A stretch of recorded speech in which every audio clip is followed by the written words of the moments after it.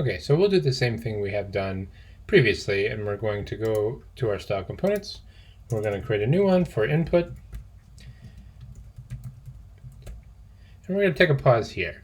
Now, if I'm creating a styled component that's an input, obviously we've spoken before on the paragraph about reusability in components.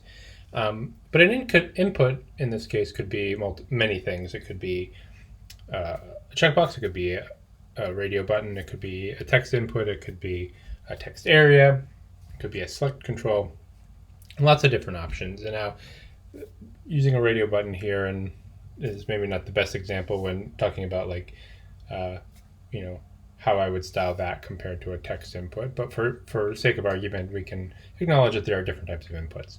So one of the things that style components offers is a function for defining attributes or inheriting attributes. So we can take advantage of that here, so we can clean up some of the front end a little bit better. So if we use the attributes, it's a function, and then we're going to grab props like we would before, and then inside props we're going to have an object, and we can define in this case type. So I'll just define the checkbox here, and I'll show you how this will change. And then after, it'll be JSX business as usual. So we can look back at our input, and we don't have any actual styles on the input itself, which is good. But what we do have are inline styles that are assigned to the span adjacent to it as a result of this onChange handler and state. So the only thing that we really need here by default is this ID. So let's go ahead and remove everything.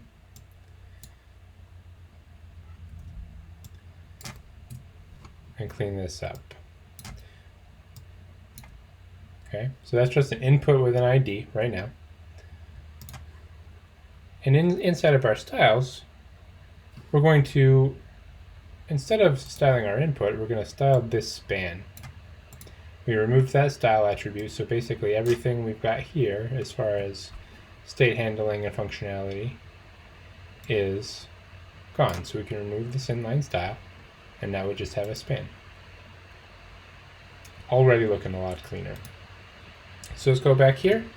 And so this span is adjacent. So in this case, I'm going to be writing some SCSS syntax, but I'm going to be inheriting the parent, which is the input, and then style the span that's directly adjacent to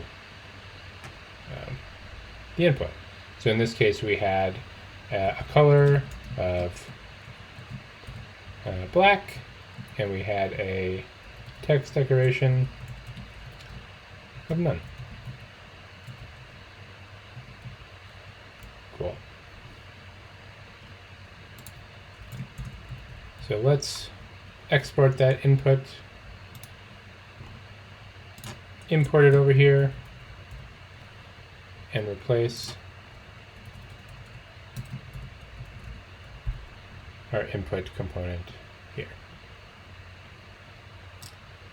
Let's clean up this file. We no longer need use state.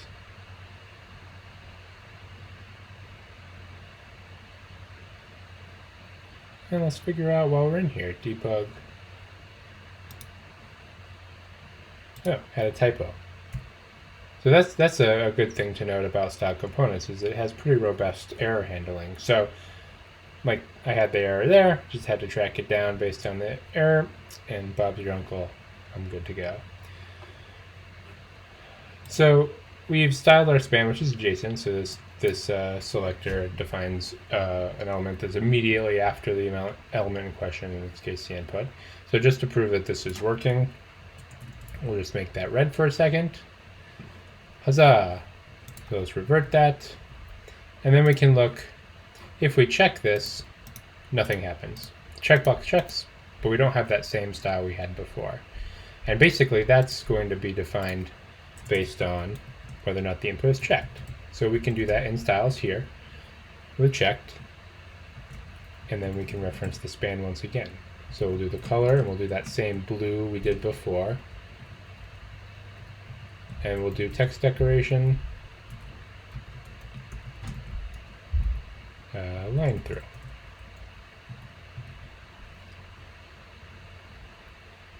And it would be helpful if I spelled that correctly.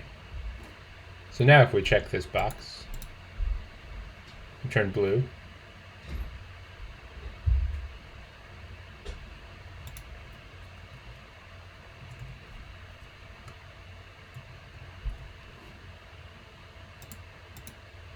and we should get a line through. Let's debug this in real life. Text decoration, line through.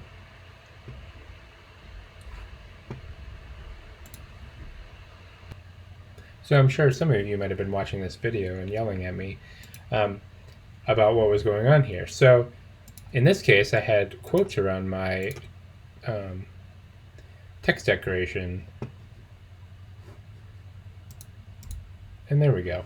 So again, remember, this is writing normal CSS syntax. So you gotta get out of the habit of writing that object syntax, which obviously I have not.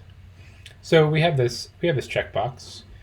We have a type of checkbox. We have styles for the check. And if we inspect our element here, we can see that the type is set to checkbox, even though in the input itself, we have not set one. So if I were to set this to type text, we'll notice that the actual input type doesn't change. So what we can do is we can assign this to, just the same way we would before, props.type or checkbox. So we can inherit the type from props if it exists, which it has here, or we can default to checkbox. So if I remove that type altogether, once again, we have a checkbox. And that's super helpful for getting a reusable component set up that can be potentially styled for multiple things. In this case, this is very specific to a checkbox for the purpose of the demo, but you can see how this could be useful in styling a text area and a text box and other input elements, or having sort of conditionals, which I will show in the next video. So what we'll do here, just in order to get things cleaned up, is we'll replace all of our inputs with input component, remove our type, and retain our ID. So once this refreshes, we should be able to check all of our boxes. So we've gone over so far what and why, how, and next up, we're going to talk about themes.